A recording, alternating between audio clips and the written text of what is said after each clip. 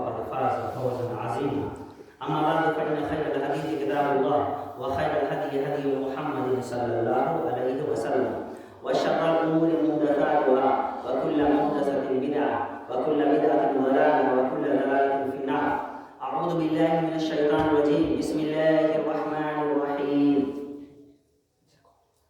قال الله تبارك وتعالى وقضى ربك ألا تعبدوا إلا إياه وبالوالدين إحسانا إما يبلغن عندك الكبر أحدهما أو كلاهما فلا تقل لهما أف ولا تنهرهما وقل لهما قولا كريما واخفض لهما جناح الذل من الرحمة وقل رب ارحمهما كما ربياني صغيرا.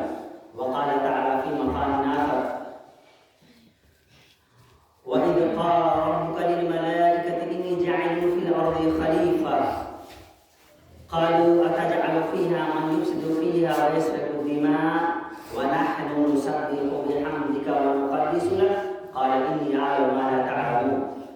رب اشرح لي صدري ويسر لي أمري واحلل عقدة من لساني يفقهوا قولي. سبحانك لا علم لنا إلا ما علمتنا إنك أنت العليم الحكيم. رب زدني علما. اللهم يا معلم إبراهيم علمني ويا مفهم سليمان فهمني.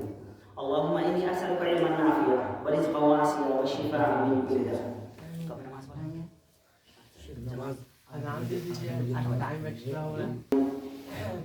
मेरे बुजुर्गों और दोस्तों और जहाँ तक मेरी आवाज़ जा रही है तमाम दीनी रिश्ते से मेरी माँ और बहनों,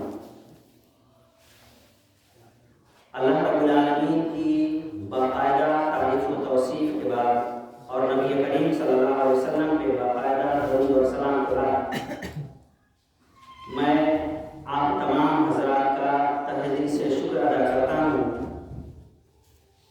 कि मुझ गुमनाम और नाचीज़ को आप लोगों ने एक मरतबा फिर याद किया और बहुत सारे नए नए चेहरे को देखने का मौका दिया। जो लोग संग्राम भटकाई गांव से आए हुए हैं इनमें से बहुत सारे लोगों ने पहले नहीं देखा था और साथ ही साथ जो इसरार के साथ मुझे बुलाए मास्टर साहब के वालिद मोहतरम तजुल्ला इनका भी मैं शुक्र अदा करता हूँ और अपने सारे बुजुर्गों के हक में दुआ करता हूँ कि अल्लाह रब्बुल आलमीन आप सब लोगों को तंदुरुस्त रखे। आमीन। जो लोग किसी तरह से परेशान हैं अल्लाह ताला उनकी परेशानियों को दूर फरमाए। आमीन। परेशानी से हम लोग दूर रहेंगे तो जमकर सुनेंगे समझेंगे सीखेंगे।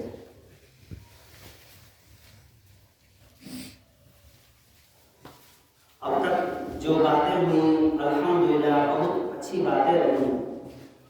मास्टर साहब भी कुछ बयान किए। यकीनन गांव के अंदर दो चार जो जिम्मेदार होते हैं ये लोग कुछ बातें बोलते हैं वो बड़ी अहमियत की हामिल होती हैं और हमारे इमाम साहब भी जो बात बोले बहुत अहम बात है। तावीज़ के सिलसिले में बोले सीधी सी बात है, हमें और आपको जब बीमारी होगी कहाँ जाते हैं? डॉक्टर के पास। डॉक्टर क्या करता है? हमसे पूछता है और पुर्जा लिखता है दवाओं का नाम। फिर हम लोग कहाँ जाते हैं? मेडिकल में जाते हैं। मेडिकल से दवाएं लेते हैं फिर डॉक्टर के पास जाते हैं। उसका डायरेक्शन उसकी हिदायत फार्मूला तौर तरीका लेते हैं कि कैसे दवा खाना है।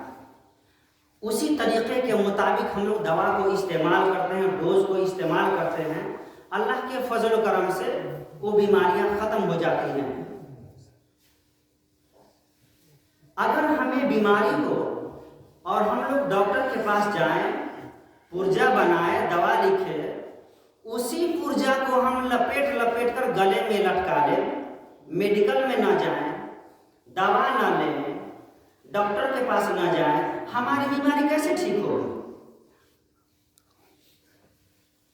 साफ साफ कहने का मतलब ये है कि प्यारे नबी करीम सल्लल्लाहु अलैहि वसल्लम सुबह और शाम कुछ दुआएं इरशाद फरमाए हैं कि मेरी उम्मत के लोग ये दुआ पढ़ेंगे बहुत सारी आजमाइशों से, मुसीबतों से बचे रहेंगे। और ये तजर्बा भी है अल्लाह के वलियों का, अल्लाह के परहेजगार बंदों का, नेक बंदों का। सुबह में भी एक मर्तबा और शाम में भी एक मर्तबा ये दुआ पढ़ते हैं। आप भी पढ़िए, याद ना हो कुरान करीम से देखकर पढ़िए, बार बार पढ़ेंगे, ना याद करेंगे फिर भी याद हो जाएगा, चाहे उम्र किसी स्टेज में हुआ। सबसे पहले पढ़िए आमना रसूल बिमा उनज़िला इलैहि मिन रब्बिही वल मुमिनून, सूरा बकरा के लास्ट का 2 आयत, लास्ट की 2 आयतें आप पढ़िए, आजमाइशों से बचेंगे। उसका मीनिंग एक मर्तबा पढ़िए, तब समझ में आएगा कि मैं क्या करना चाहता हूँ। कितनी बड़ी बड़ी मुसीबतों, आजमाइशों का वो रोज है। हम लोग नहीं पढ़ेंगे परेशान हो जाएंगे। जैसे बीमार आदमी दवा ना खाए तो परेशान हो जाएगा, बीमारी की वजह से मर जाएगा। 2 नंबर में हम लोग क्या पढ़ें?